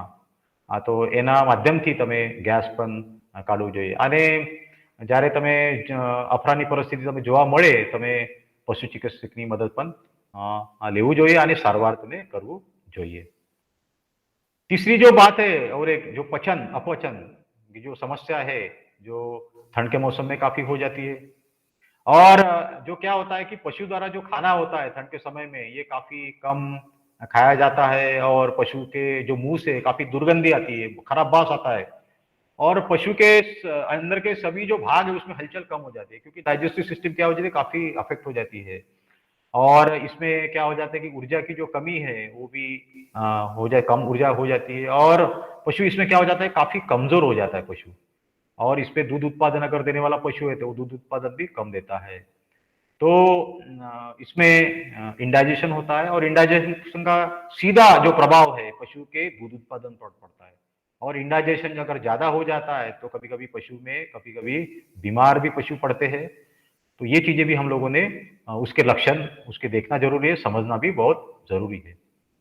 तो खेडूत भाइयों अपचो जो एक अवस्था છે બીમારી છે પશુમાં તો એમાં શું થાય કે પશુ ખોરાક ઓછું ખાય છે, પશુના મોઢામાંથી ખરાબ વાસ આવે છે. તમે જો પેટના તમામ આંતરિક ભાગોનું હલનચલન ઓછું થાય છે અને પશુના શરીરમાં જો ઉર્જાના અભાવ તમે જોવા મળે છે, અભાવ થાય છે અને પશુ નબળું પડી જાય છે અને દૂધ ઉત્પાદન પર એનો પણ અસર થાય છે. તો તમે આ લક્ષણ અત્યારે જો તમે યોગ્ય રીતે કાળજી लेवी शकाय। तो किसान भाइयों अपचन कैसे रोके ये भी हम लोगों को समझना बहुत जरूरी है कि पशु जब अनाज हम लोग देते हैं तो उसके साथ अनाज हम लोगों ने सिर्फ नहीं देना चाहिए, अनाज जब देते हैं लेकिन उसके साथ अगर हम लोग प्रोटीन युक्त अगर आहार देते हैं तो काफी अच्छा होता है। और खाने के वक्त अगर समझ लीजिए हम लोग उसको नमक देते हैं, थोड़ा सोडा का उपयोग करते हैं तो वो काफी अच्छा हो सकता है। उसमें गुड़ मिलाते हैं 100 ग्राम तो वो भी एक काफी अच्छा होता है। और साथ साथ अगर हम लोग दिन भर उसको गर्म थोड़ा सा हल्का सा जो गर्म पानी है वो गर्म हम पिलाते हैं तो क्या हो जाएगा पशु में ठंड नहीं लगेगी। और अगर समझ लीजिए आपको लगता है कि अभी परिस्थिति काफी एक खराब परिस्थिति है पशु की तो हम लोग पशु डॉक्टर की भी मदद ले सकते हैं इसमें। और खेडूत भाइयों अपचो કેવી રીતે તમે રોકી શકાય? પશુઓના ખોરાકમાં માત્ર તમે અનાજ જ ન આપવું જોઈએ, એના સાથે સાથે પ્રોટીનયુક્ત ચારા પણ તમે આપવું જોઈએ અને પશુઓના જો ખોરાક છે એમાં તમે મીઠું ખાવાનું સોડાનો ઉપયોગ કરવો જોઈએ અને ખોરાકમાં તમે 100 ગ્રામ ગોળ ભેળવો જોઈએ અને ઠંડીના દિવસોમાં તમે હુંફાળું પાણી તમે આપવું જોઈએ, બહુ જરૂરી છે। અને તમે જ્યારે તમે લાગે કે તમે પશુની જો સારવાર છે એ યોગ્ય પશુ ચિકિત્સક મારફત કરવું જોઈએ તો આ તમે લેવું જોઈએ। बात किसान भाइयों ठंड के मौसम में सबसे बड़ी बात कि स्तनदा की बीमारी काफी हो जाती है और इसमें अगर आप देखोगे कि स्तन होता है, नीपल होता है, उसमें काफी सूजन आपको देखने को मिलती है। देखिए कैसे सूजन है यहाँ पे। और नीपल में जो होते हैं ये क्रैक्स देखने को मिलते हैं, कभी कभी पपड़ी हो जाती है इस तरह की। और ये बीमारी जो होती है ये ठंड के मौसम में सबसे ज्यादा होती है। मास्टाइटिस की बीमारी इसको बोलते हैं हम लोग, स्तनदा की बीमारी बोलते हैं, स्तनों पे सूजन आ जाती है। तो ખેડૂત ભાઈઓ શું થાય આવનો સોજો બીમારીમાં તમે ખબર છે કે મોટા ભાગમાં એનો લક્ષણમાં તમે આવ ઉપર સોજો દેખાય જોવા મળે છે, આવમાં તિરાડો છે અને પોપડા પણ તમે દેખાય છે અને ઠંડીના દિવસોમાં આ રોગ વધુ થાય છે। આ જો તમે અહીંયા તમે શું કરવું જોઈએ જ્યારે તમે આ લક્ષણ જો તમે એનો કાળજી લેવું જોઈએ। तो किसान भाइयों जो स्तनदा होता है, जो मास्टाइटिस की बीमारी होती है, उसको सूजन उसमें रोकने के लिए हम लोगों ने क्या करना चाहिए ये भी हम लोगों को देखना बहुत जरूरी है। तो क्या होना चाहिए कि जब हम लोग पशु का दूध निकालते हैं तो दूध निकालने के पहले शाम के समय, सुबह के समय तो क्या करना चाहिए आप लोगों ने थोड़ा गर्म पानी होता है, गुनगुना पानी होता है ना, तो गर्म गुनगुना पानी से उस जो पशु का जो स्तन होता है उसको हम लोगों ने साफ करना चाहिए, कपड़े से, अच्छे कपड़े से उसको साफ करना चाहिए। और पोटेशियम परमैंगनेट का भी हम लोग सॉल्यूशन ले सकते हैं, उसको भी हम लोग पानी में मिलाकर जो होता है उसका जो स्तन होते हैं वो भी हम लोग साफ कर सकते हैं। अगर जहाँ पे ये देखिए पपड़ी है या क्रैक्स आए हुए हैं इसमें हम लोग ग्लिसरीन लगा सकते हैं।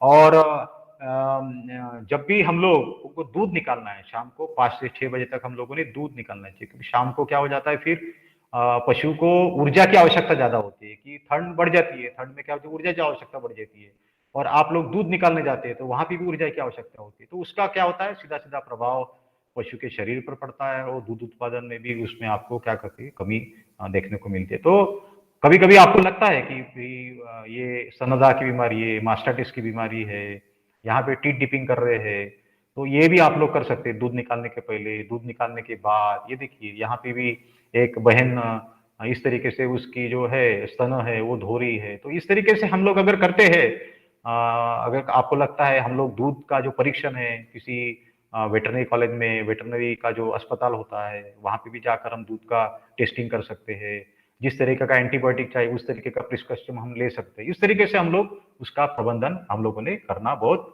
જરૂરી होता है।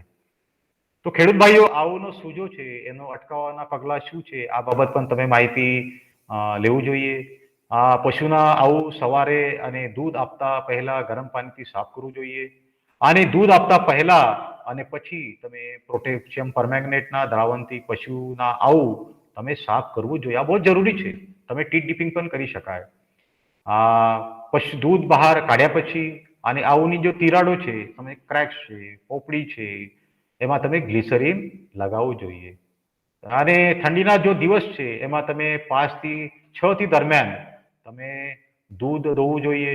અને દૂધનું જો પરીક્ષણ છે, તમે લાગે કે અત્યારે આ જો ગાય છે, ભેંસ છે, એમાં આવનું સૂજન આવની બીમારી તમે જોવા લાગે છે, લક્ષણ જોવા મળે છે, તમે શું કરવું જોઈએ કે એનો જો દૂધ છે એમાં તમે એનો તમે પરીક્ષણ પણ વેટરનરી કોલેજમાં, વેટરનરી अस्पतालोમાં, દવાખાનામાં તમે લઈ જાવી શકાય। અને પશુ ચિકિત્સકની મદદ જ્યારે તમે લાગે ત્યારે યોગ્ય સમય પશુની સારવાર તમે કરવું જોઈએ। किसान भाइयों,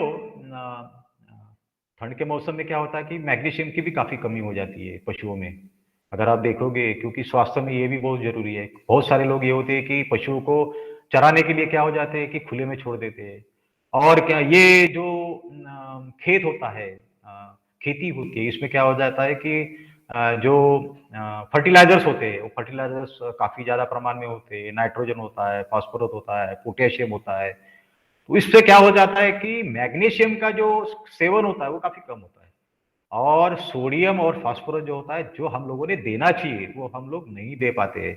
और ये जो पशु, ये जो बीमारी अक्सर इसमें जो दूध देने वाले पशु होते हैं उसमें अक्सर हो जाती है। और इसमें आप देखो पशु क्या होता है कि नीचे सिर डाल देता है, और उसके जो पैर होते हैं ये पैर वो झटकने लगता है, और पशु काफी कमजोर हो जाता है, आप अगर देखोगे यहाँ पे भी। और इसका जो असर होता है सीधा सीधा दूध उत्पादन पर असर होता है। और कभी कभी क्या होता है कि अगर आप उस पशु की अच्छी अगर देखभाल नहीं करते, पशु चिकित्सक द्वारा उसकी अगर अच्छा ट्रीटमेंट नहीं करते तो पशु मर भी जाता है। तो हम लोगों ने कोई परिस्थिति में पशुओं को जो है अच्छे डॉक्टर से उसको दिलाना चाहिए, ट्रीटमेंट दिलाना चाहिए। ખેડૂત ભાઈઓ, પશુઓમાં મેગ્નેશિયમ કેમ ઉણપ થાય છે? જ્યારે પશુઓને લીલો ચારો ખાવા માટે બહાર છોડવામાં આવે છે ત્યારે જમીનમાં મેગ્નેશિયમનું પ્રમાણ ઓછું, પોટેશિયમ અને નાઇટ્રોજન વધુ હોય છે, અને સોડિયમ અને ફોસ્ફરસના ઓછા સેવનથી આ રોગ પશુઓમાં થાય છે। આ રોગ દૂધ આપતા પશુઓમાં વધુ જોવા મળે છે, અને પશુ તેનું જો માથું છે આ તમે જો એના જમીન પર મૂકે છે, અને પશુ નબળી બની જાય છે, અને એના જો અસર છે આ સીધું સીધું દૂધ ઉત્પાદન પર તમે જોવા મળે છે। દૂધ ઉત્પાદનમાં ઘટાડો જોવા મળે છે।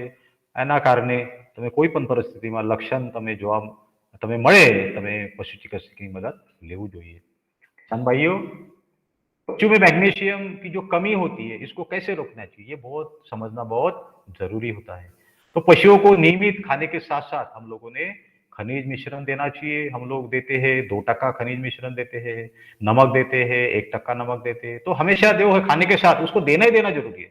और ठंड के मौसम में तो आपको देना ही है, तो उससे क्या हो जाएगा, रोग प्रतिकारक क्षमता भी बढ़ेगी। और पानी भी हम लोग जब पिलाते हैं पशु को, उस पानी में हम लोगों ने नमक है वो थोड़ा घोलकर उसमें पानी में पानी नमक पिलाना चाहिए। और हम लोगों को लगता है कि नहीं पशु के लिए हम लोगों ने अच्छी ट्रीटमेंट करना चाहिए, तो हम लोग पशु चिकित्सक की मदद हम लोग ले सकते हैं। तो ખેડૂત ભાઈઓ, પશુઓમાં મેગ્નેશિયમની ઉણપ કેવી રીતે અટકાવી શકાય આ તમે સમજવું જોઈએ। આ નિયમિત ખોરાકના સાથે તમે ખનિજ મિશ્રણ મીઠું તમે આપવું જ જોઈએ. આને શિયાળામાં તો તમે આપવું જ જોઈએ કોઈ પણ પરિસ્થિતિ. એમાં શું થાય, રોગ પ્રતિકારક ક્ષમતા વધી જાય.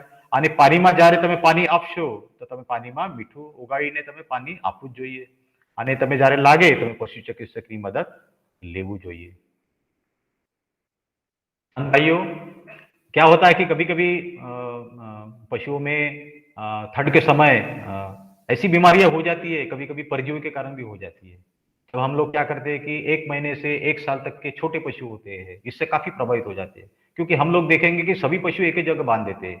ये देखिए, एक ही जो आवास है इसमें काफी कम अंतर में बांधे हैं, क्योंकि एक पशु को जितना जगह चाहिए वो जगह हम लोग नहीं दे पा रहे हैं। और क्या हो जाता है, इसमें जो बीमारी जब लग जाती है तो इसमें जो पशु होता है, पशु के जो पानी युक्त तो मैला उससे निकलता है, उसका जो गोबर होता है, पानी युक्त तो गोबर, उसमें कभी कभी क्या हो जाता है, जब इन्फेक्शन ज्यादा बढ़ जाता है तो उसमें क्या हो जाते हैं, दस्त में खून आने लगता है पशुओं में।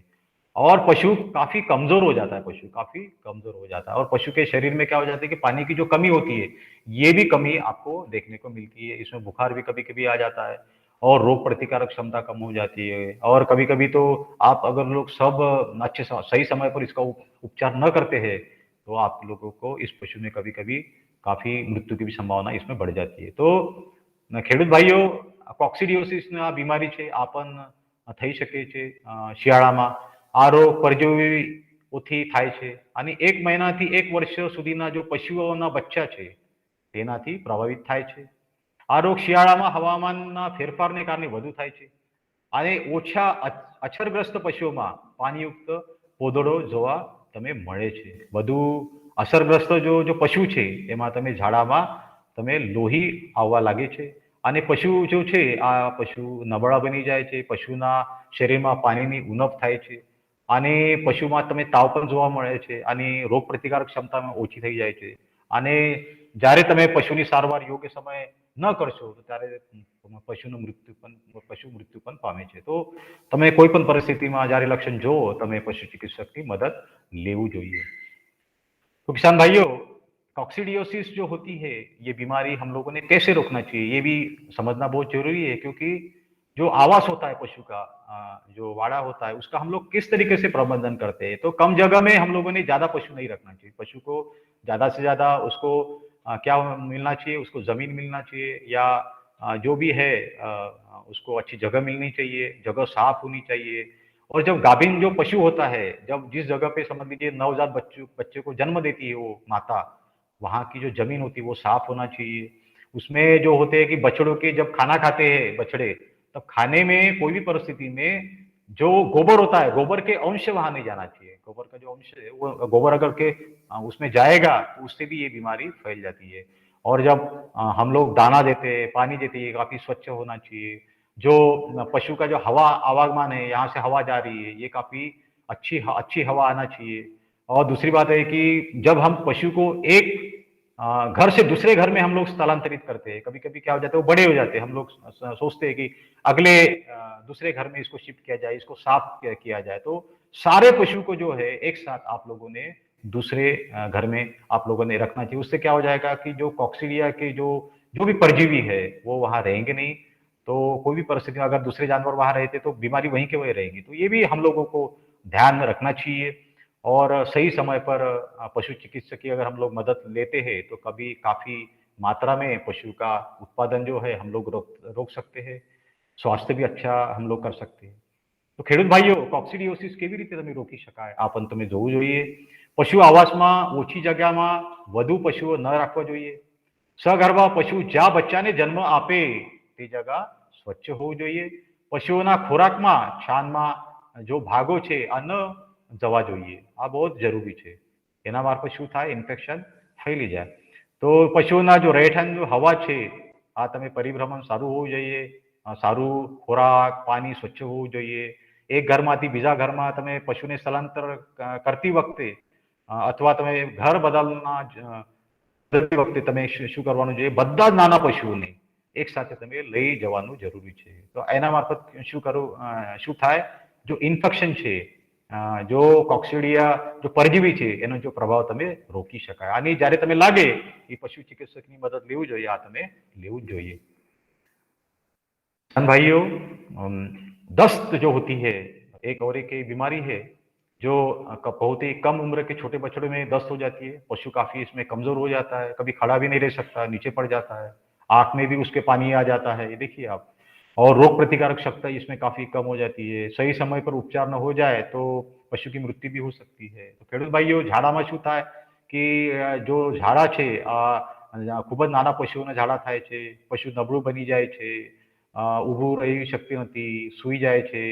આંખમાં પણ એના પાણી આવે છે શરીરમાં પાણીની ઉણપ થાય છે અને રોગ પ્રતિકારક ક્ષમતા એમાં ઘટાડો થાય છે અને તમે જ્યારે પશુની યોગ્ય સમય સારવાર તમે લેશો નથી तो पशु जो છે આ મૃત્યુપન પામે છે तो किसान भाइयों हमको ये भी समझना है कि डायरिया जब होता है पशु में तो किस प्रकार से हम लोगों ने उस पशु की जो काळजी है किस तरीके से देखभाल उसकी करना बहुत जरूरी है तो बछड़ों को जो माता का दूध पिलाने से पहले माता के स्तन को मामूली सा गर्म पानी में हम लोगों ने साफ करना चाहिए अगर हम साफ करेंगे तो क्या होगा कि जो समझ लीजिए अगर जो नया बच्चा है तो दूध से अगर कभी कभी इन्फेक्शन आता है तो उससे भी इन्फेक्शन हम लोग रोक सकते हैं तो आवाज जो होता है पशु का आवाज वो स्वच्छ और सूखा होना चाहिए वो भी बहुत जरूरी है और जो शरीर का जो पानी का प्रमाण है वो काफी कम हो जाता है तो हम लोग घर में इलेक्ट्रोलाइट द्रावण जो है सोल्यूशन वो तैयार करके उस पशु को पिला सकते हैं 1 लीटर पानी में समझ लीजिए आप 5 चम्मच ग्लूकोज देते हैं 1 चम्मच खाने का सोडा लेते हैं और 1 चम्मच नमक मिलाते हैं तो इस तरीके से हम लोग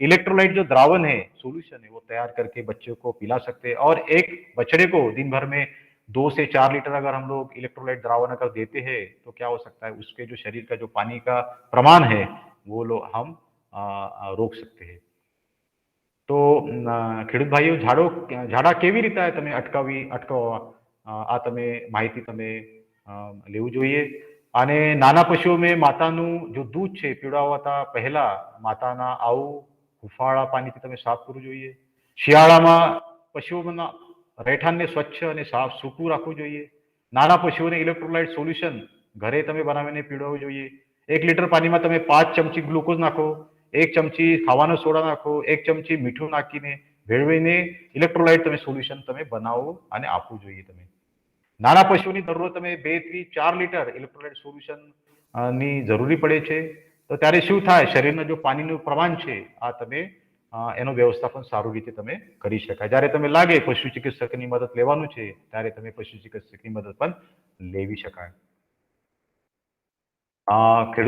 किसान भाइयों हम लोग जब स्वास्थ्य की बातें करते हैं तो टीकाकरण भी बहुत जरूरी होता है कि ठंड के मौसम में जो होता है कि सितंबर से ठंड का मौसम शुरू हो जाता है तो पहले हम लोग अगर समझ लीजिए खुरपका मुंहपका बीमारी है गला घोटू की बीमारी है इससे बचने के लिए अगर हम टीका लगाते हैं और ठंड का मौसम शुरू होने के पहले 15 दिन पहले पशुओं का टीका अगर लगा देते हैं तो उस बीमारी से विरुद्ध पशु में क्या होता है कि लड़ने की प्रतिकारक क्षमता तैयार हो जाती है और पेट के कीड़े मारने की जो दवा है जब हम लोग टीकाकरण करते हैं टीकाकरण के 15 दिन अगर पहले हम लोग अगर देते हैं पेट के कीड़े मारने की दवा तो वो अच्छे से अच्छे रोग प्रतिकारक क्षमता तैयार करती है और ये रोग प्रतिकारक क्षमता अच्छे से 6 महीने तक वो काम टीका लगाने के बाद भी कभी भी जो काम करने वाले जानवर होते हैं वो ठंड के मौसम में उसको एक दिन कम से कम आराम देना चाहिए बाद में अगर हम लोग काम करवाते धीरे धीरे उसका काम बढ़ाना चाहिए इस तरीके से अगर आप लोग करोगे तो पशु का जो उत्पादन है वो भी आपको मिलेगा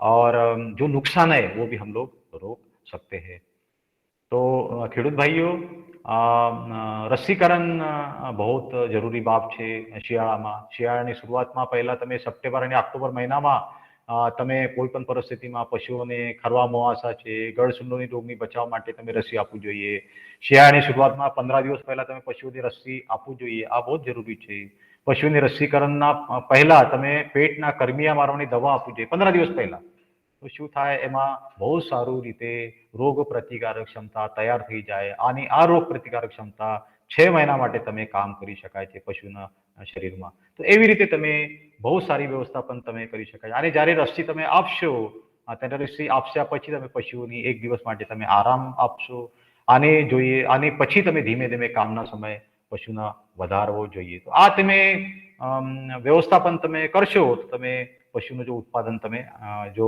ઘટાડો છે આ પણ તમે અટકાવી શકાય. पशु जो होता है, पशु घर होता है, पशु की भी साफ सफाई होना चाहिए और पशु आवास की भी साफ सफाई होना चाहिए।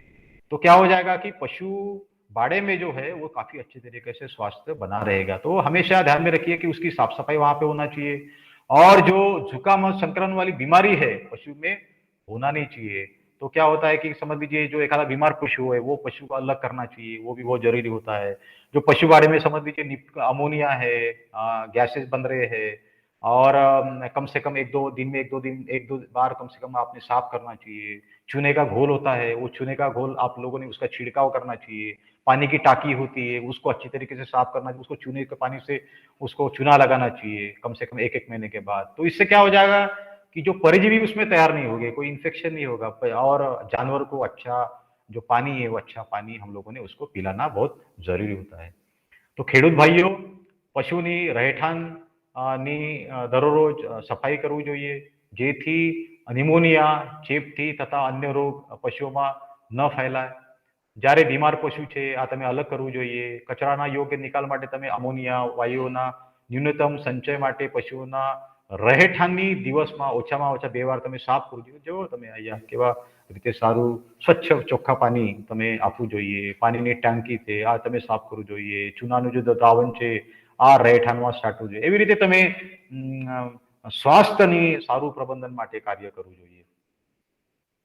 तो खेडूत भाइयों, किसान भाइयों, अगर आप ठंड के मौसम में अगर समझ लीजिए जो ऊर्जा होती है, ज्यादा ऊर्जा होती है, जो लगती है उसके लिए अगर अच्छा हम लोग खुराक देते हैं, आवास का अच्छा प्रबंधन करते हैं, पोषण का अच्छा प्रबंधन करते हैं, स्वास्थ्य का हम लोग प्रबंधन करते हैं, तो पशु का जो उत्पादन है वो भी हम लोग बरकरार रख सकते हैं। पशु का जो पशुपालन में नुकसान होता है वो भी हम लोग नुकसान बचा सकते हैं। तो ખેડૂત ભાઈઓ તમે जो आवास व्यवस्था प्रबंधन છે, તમે પોષણ વ્યવસ્થાપન પ્રબંધન છે, સ્વાસ્થ્ય પ્રબંધન છે પશુનું એવી રીતે સારું રીતે તમે કરશો તો તમે જે પણ નુકસાન છે પશુપાલનમાં જો ઘટાડો છે થવાનું છે આ તમે રોકી શકાય. તો થેન્ક યુ વેરી મચ. ધન્યવાદ. આભાર. ખૂબ ખૂબ આભાર સર. સાવરકર સાહેબે ઠંડીની પશુના શરીર પર કેવી અસર થાય છે અને ઠંડીની ઋતુમાં પશુઓની કેવી કાળજી લેવી જોઈએ એ વિશે ખૂબ જ વિસ્તારપૂર્વક વાત કરી. અત્યારે ઠંડીની ઋતુ ચાલી રહી છે તો સાહેબે આજે જે કંઈ પણ સૂચનો સૂચવ્યા છે તેને જો આપણા પશુપાલકો ધ્યાનમાં રાખશે તો ચોક્કસપણે એમના પશુઓને ઠંડીથી બચાવી શકશે અને પશુઓમાં જે દૂધ ઉત્પાદનમાં ઘટાડો થાય છે એ ઘટાડો રોકી અને દૂધ ઉત્પાદનને જાળવી શકશે. ફરી એક વખત આજના નિષ્ણાંત વક્તા ડોક્ટર સાવરકર સાહેબનો ખૂબ ખૂબ આભાર. તો કોઈ પણ પશુપાલકને જો આ વિષય પર કોઈ પ્રશ્ન હોય તો કામધેનુ યુનિવર્સિટીનો સંપર્ક કરી એમના પ્રશ્નો મોકલી શકે છે અને અમે સાવરકર સાહેબ સુધી આપના પ્રશ્નો મોકલી અને પ્રશ્નોનું નિરાકરણ લાવવાનો પ્રયત્ન કરીશું.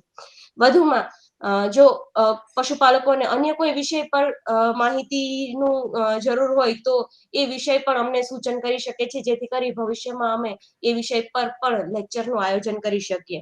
તો જે કોઈ પણ પશુપાલકો ફેસબુક, યુટ્યુબ કે અન્ય માધ્યમોથી આ કાર્યક્રમ નિહાળી રહ્યા છે તેઓના પ્રશ્નો, તેમના વિષયોના સૂચનો તેમજ ફીડબેક હંમેશા અમારી વિસ્તરણ શિક્ષણ નિયામકની કચેરીમાં આવકાર્ય છે. તો પશુપાલક મિત્રો આજ માટે બસ આટલું જ રાખીશું. ફરી આપણે આવતા અઠવાડિયે એક નવા વિષય તેમજ એક નવા નિષ્ણાંત સાથે ફરી મળીશું. ત્યાં સુધી અમને લોકોને રજા આપો. નમસ્કાર. આભાર સર. Thank you. નમસ્કાર.